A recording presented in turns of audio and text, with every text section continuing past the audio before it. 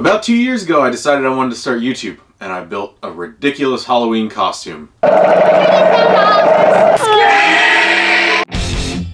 It took me substantially longer to make this thing than I thought it would, so I didn't have time to do the video for 2 years ago, and then I got caught up last year, but I finally got it done now. This video is just scratching the surface. If you want to see more detail on how I built this extravagant costume, you can go over and join my Patreon, because I'm going to release a mini-series of how I actually built all of these things instead of just giving you a general idea. But there's three main parts that I wanted to touch on in this video. Articulating or digi-leg stilts, the wings that I had made for a costume 6 years ago, and a mask that had a movable jaw. I decided to start with the mask because I knew it was going to be one of the most difficult things, and I used this old motorcycle helmet that definitely wasn't safe. It was way too thin, but that was good for building the mask because I knew it wouldn't be that bulky. Polyisocyanurate insulation foam board is really easy to carve and shape, but it also doesn't melt when you put fiberglass resin on it or spray paint. So I used that to create the basic structure of the mask. There's definitely better ways than building an aluminum frame inside of the foam that locks onto your jaw to make the mouth of the mask move, but at the time I couldn't figure one out. And I didn't use elastic like people traditionally do for movable mouths because the helmet moved around so much in my head that if I put elastic on it and I opened my mouth, it just rocked the whole head forward. So even though my little jaw rig wasn't optimal, it worked. So I could build the rest of the helmet, which I had to reinforce with fiberglass because the foam was flimsy. But the horns I figured would be too difficult to carve out of foam, so I ended up using shopping bags and tape and aluminum foil and whatever I could figure out to try to get these things shaped the way I saw them in my head. Then I stuck it all together and I thought it looked pretty cool, so I started making teeth, and I felt like a dentist for days making these teeth because I had to make the sockets and the recesses that the teeth went into and get them to fit the head.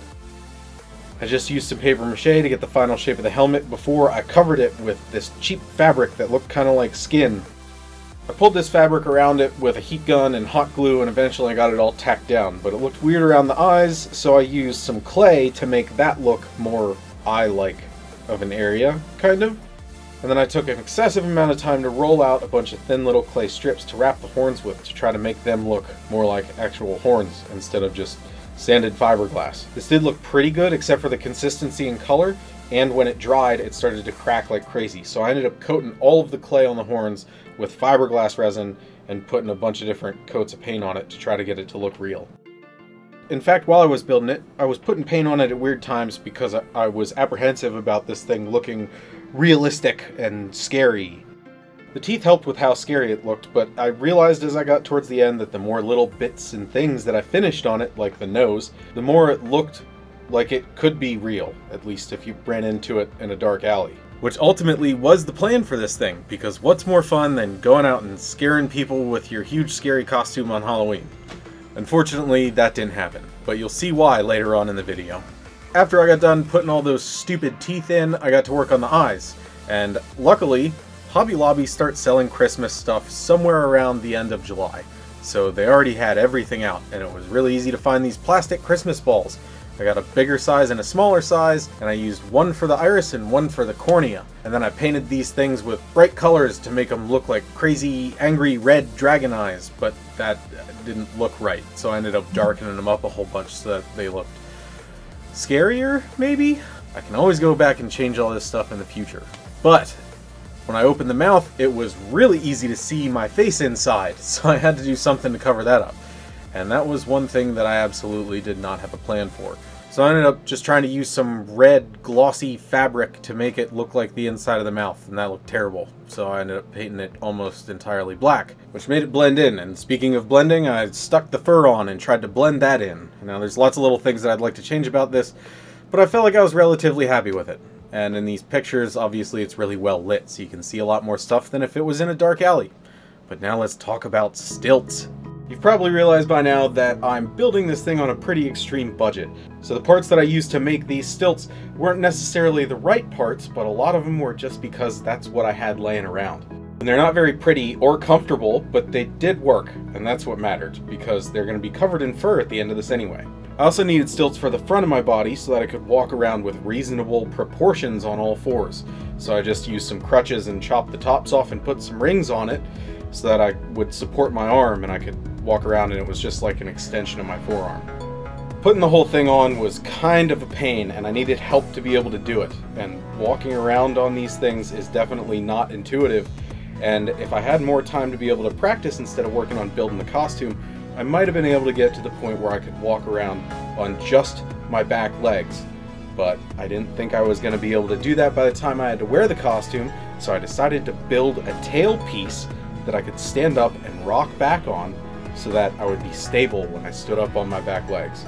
But it definitely would have been a lot better if I could have just gotten used to leaning way over my feet so that my weight is really far forward compared to normal and just been able to walk on these things. And this tail ended up causing a lot of problems later on with trying to wear the costume. And now it's time for the cool part, the wings. I built this wing structure about 6 years ago, and it worked alright, but the only way that I could actuate it is if I ran some straps over my shoulders and pulled on the straps to make the wings go up and down. Obviously, this is going to be impossible to do if I'm on all fours on a stilt suit thing, so I had to come up with something different. So I added ball bearing drawer slides to make it easier to move the things, and some fiberglass honeycomb stuff for the wing ends so that it was light, because this thing was starting to get heavy. And I used a cable driven window motor to try to move the thing up and down. I could have used pneumatics, but then I would have had weird air hissy sounds coming out of the back of this thing when I was wearing this big costume, which I didn't want. I was going for realism here, so with the car window motor that I grabbed at a junkyard and the switch, I could just hit the button and no one would know why or how the wings were going up and down, because it was really quiet. The problem was that after I got this stuff covered with all of the fabric to make it look really cool, then the window motor wasn't powerful enough to actually move the things up and down. At least not very fast. But I guess that doesn't matter too much, because these things are 15 feet across and they do look pretty cool. Time for the final assembly on this thing. I almost forgot that I also put a sound system on this thing, so that whenever I was walking around in the costume, I could play monster sounds from an MP3 player, and it would sound like it was coming from me. Now this sounds awesome in theory, but the extra weight that was added from all of the speakers and the amplifier and the motorcycle battery that ran everything, including the wings, and all the wires, and all the extra connections, made this really difficult to put on and difficult to wear because it weighed so much. But I had the space for it because I wanted the body to be big and imposing, so I just covered everything with foam, covered it all with fur, or tried to, and then the last things that I tried to do were make it comfortable and usable. And after I tried it out the first time, I realized just how heavy this thing was, because I couldn't wear it for very long, and it was really difficult to stand up, because I had to push all the weight off of the front crutches, bounce back onto my rear legs, and try to balance on that tail all at the same time. I guess basically my point is, this thing ended up being extremely difficult to wear, and it was exhausting. Besides it being complicated and difficult, it was really cool looking. And there were some other things that I messed up that would have made it probably more cool looking, like not using Velcro. I tried to use Velcro everywhere I could to make all the fur parts come together on it. And the hook side of the Velcro just collected all of the fur that I used and ended up being clogged, so nothing would stay together.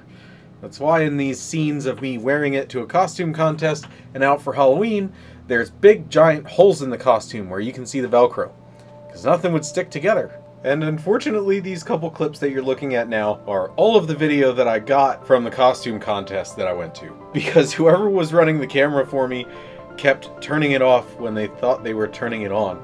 So I have a whole bunch of video of nothing while the camera was laid down somewhere. But you're in luck, because on Halloween night, Bryce ran the camera for me, so I got some good shots, and this also shows you what kind of crowd this thing tended to draw, even before I had the whole thing put on. And I won the costume contest, by the way. I just don't have any video of it. But I'll leave you with the video that I do have of Halloween night, so you get to see this thing in action.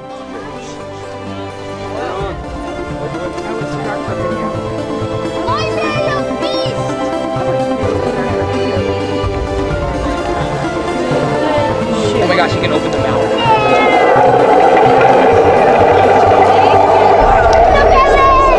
Oh my god! That's scary!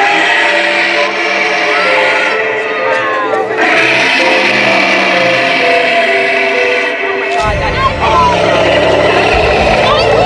Whoa!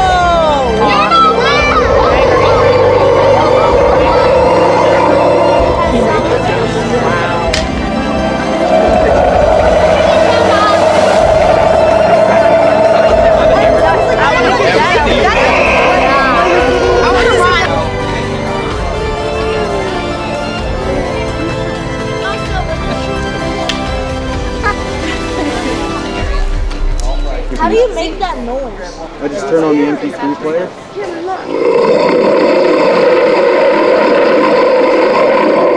And I can turn off the sound system. That's scary.